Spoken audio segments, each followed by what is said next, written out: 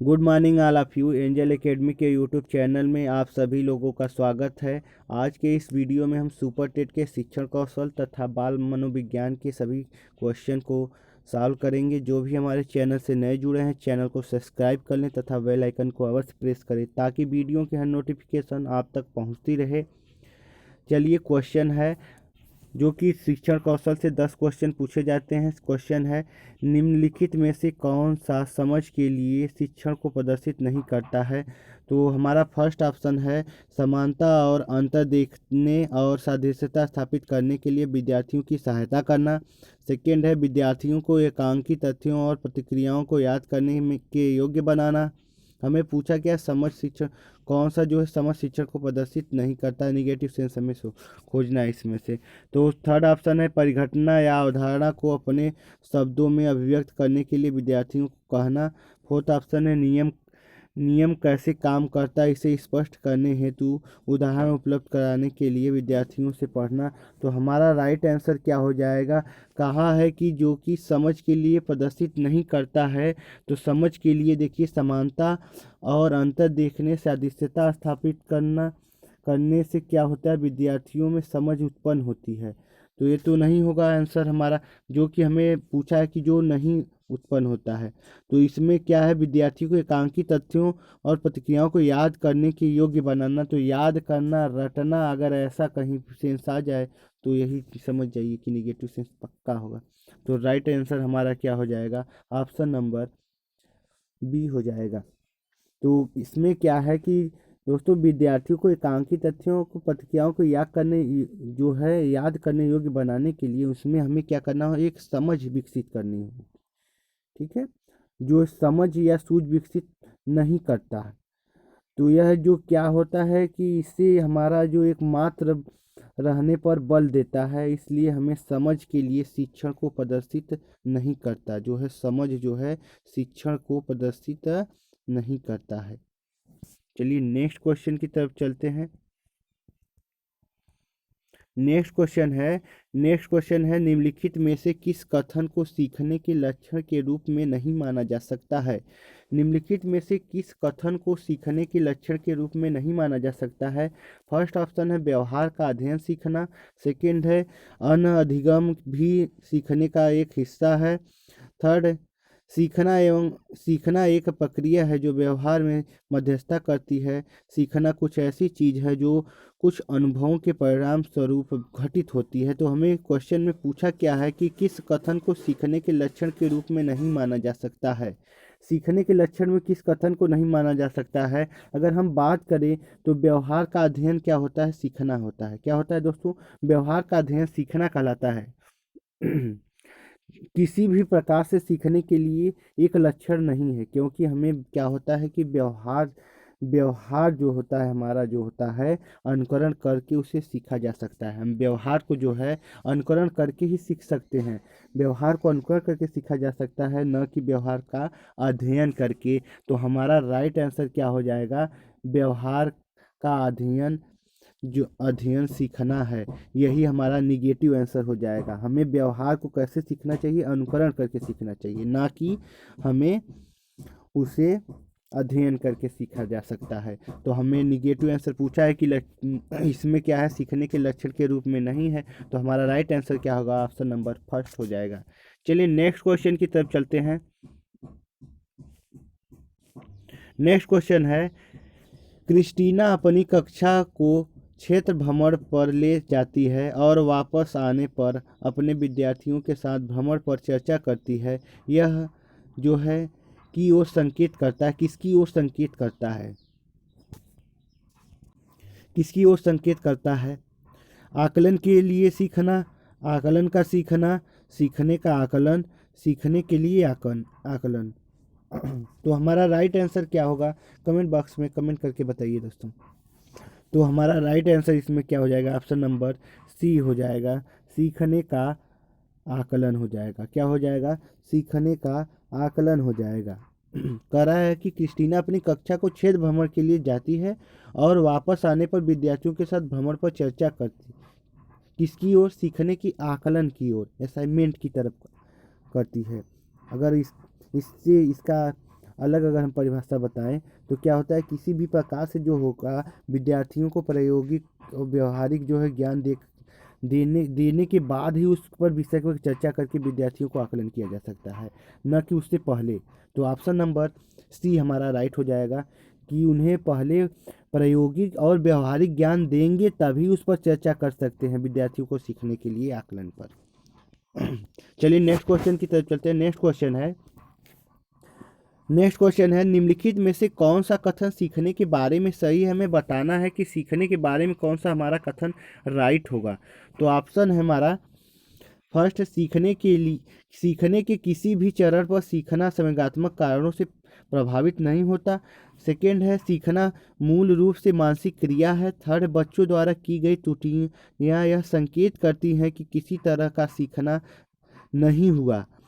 Fourth है सीखना उस वातावरण में प्रभावी होता है जो संवेगात्मक रूप से सकारात्मक हो और शिक्षार्थियों को संतुष्ट करने वाला हो। तो हमारा राइट आंसर इसमें क्या होगा, निम्नलिखित में से कौन सा कथन सीखने के बारे में सही नहीं है, हमें बताना है। तो सीखने के बारे में सही नहीं है तो ऑप्शन नंबर हमारा डी हो जाएगा, क्योंकि इसमें क्या है कि सीखना उस वातावरण से प्रभावित होता है जो संवेगात्मक रूप से सकारात्मक शिक्षार्थियों को संतुष्ट करने वाला होता है। नहीं, यही हमारा क्या होगा, सीखने के बारे में सही होगा राइट आंसर, और न कि फर्स्ट ऑप्शन होगा कि सीखने के किसी भी चरण पर सीखना संवेगात्मक कारणों को प्रभावित नहीं करता है। इसमें तो निगेटिव दे दिया है, पहले ही गलत हो गया। और सेकेंड में है सीखना मूल रूप से मानसिक क्रिया है। यह सीखना जो है मूल रूप से मानसिक क्रिया नहीं है, जो कि सीखना अगर हम बात करें सीखना तो क्या होता है, वह वातावरण में प्रभावित होता है जो संवेगात्मक और सकारात्मक रूप से विद्यार्थियों को संतुष्ट करने वाला होता है। तो ऑप्शन नंबर हमारा डी राइट हो जाएगा। और देखिए ऑप्शन नंबर सी में ही क्या है कि किसी तरह सीखना नहीं हुआ, तो निगेटिव दिख गया, यहाँ पे हमें पॉजिटिव आंसर पूछा है, तो right answer option number D की तरफ जाएगा।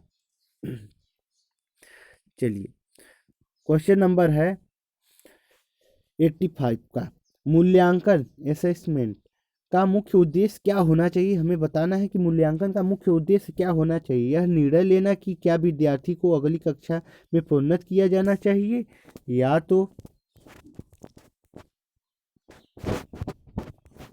सेकेंड ऑप्शन है कि मूल्यांकन का हमें मुख्य उद्देश्य पूछा है सीखने में होने वाली कमियों का निदान और उपचार करना।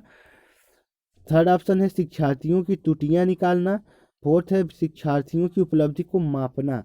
तो हमारा राइट आंसर क्या हो जाएगा इसमें 86 में, कि राइट आंसर हमारा ऑप्शन नंबर सी हो जाएगा, शिक्षार्थियों की त्रुटियों को निकालना ही क्या होता है हमारा दोस्तों मूल्यांकन कहलाएगा। क्या कहलाएगा, यही हमारा क्वेश्चन है।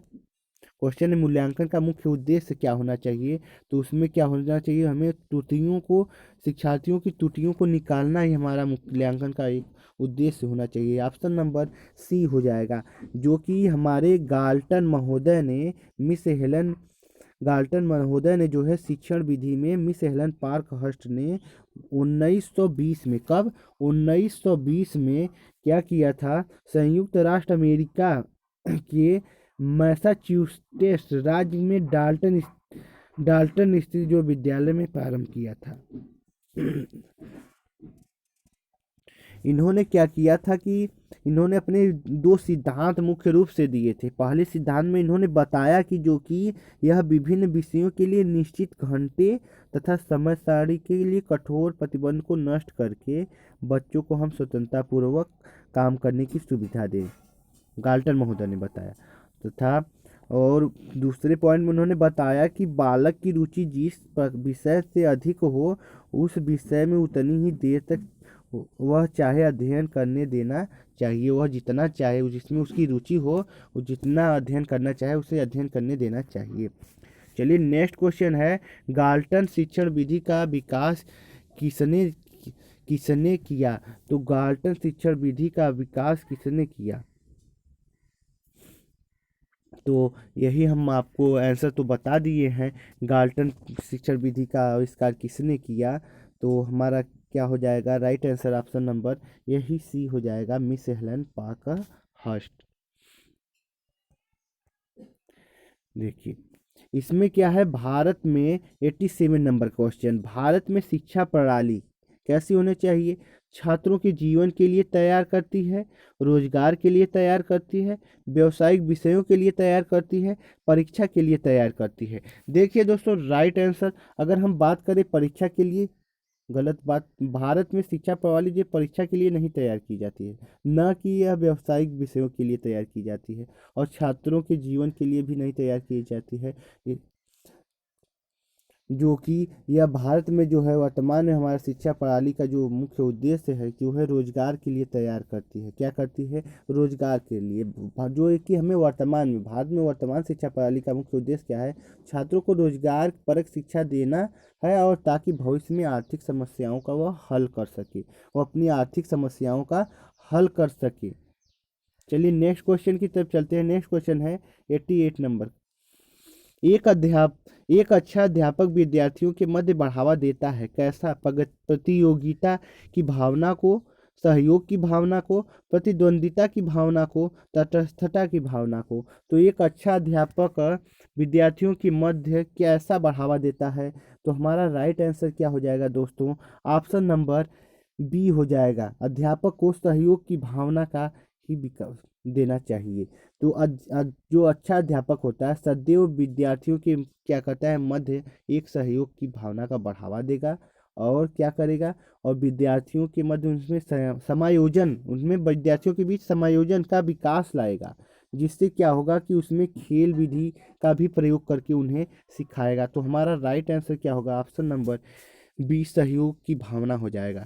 चलिए नेक्स्ट क्वेश्चन है, प्रबंधन की विशेषता नहीं है। हमें बताना है कि प्रबंधन की विशेषता कौन सी नहीं है। निर्देशन करना, भौतिक स्रोतों में समन्वय स्थापित करना, मानव विकास की प्रक्रिया व्यवहारिक होता है। तो हमें प्रबंधन की विशेषता नहीं है, तो हमें राइट आंसर क्या हो जाएगा? ऑप्शन नंबर डी हो जाएगा, जो कि व्यवहारिक होता है। यही जो है कि प्रबंधन की विशेषता नहीं है। अगर हम बात करें निर्देशन की, तो प्रबंधन की ही विशेषता है, तथा भौतिक स्रोतों के समन्वय स्थापित करना ये भी, तथा मानव विकास की प्रक्रिया सभी क्या है? प्रबंधन की विशेषताएं हैं। चलिए क्वेश्चन नंबर 90 की तरफ चलते हैं। 90 नंबर क्वेश्चन है कि बच्चा किस प्रकार सीखता है? पुस्तकें पढ़कर, परिचर्चा द्वारा, प्रश्न पूछकर, उपयुक्त सभी। तो हमें राइट आंसर क्या हो जाएगा? बच्चा किस प्रकार सीखता है, तो अगर हम बात करें तो बच्चा जो है पुस्तकें पढ़कर भी सीखता है, परिचर्चा के द्वारा भी, प्रश्न पूछकर। तो राइट आंसर क्या हो जाएगा? उपयुक्त सभी हो जाएगा। क्या हो जाएगा? ओवरऑल हो जाएंगे सभी, उपयुक्त सभी हो जाएंगे हमारे क्वेश्चन कि जो है इसके राइट आंसर क्या होंगे? उपयुक्त सभी हो जाएंगे। चलिए बाल मनोविज्ञान नेक्स्ट वीडियो में डिस्कस करेंगे दोस्तों। Thanks for watching this video. अगर वीडियो अच्छा लगे तो अधिक से अधिक शेयर करिए अपने दोस्तों के साथ, तथा लाइक और कमेंट अवश्य करिए।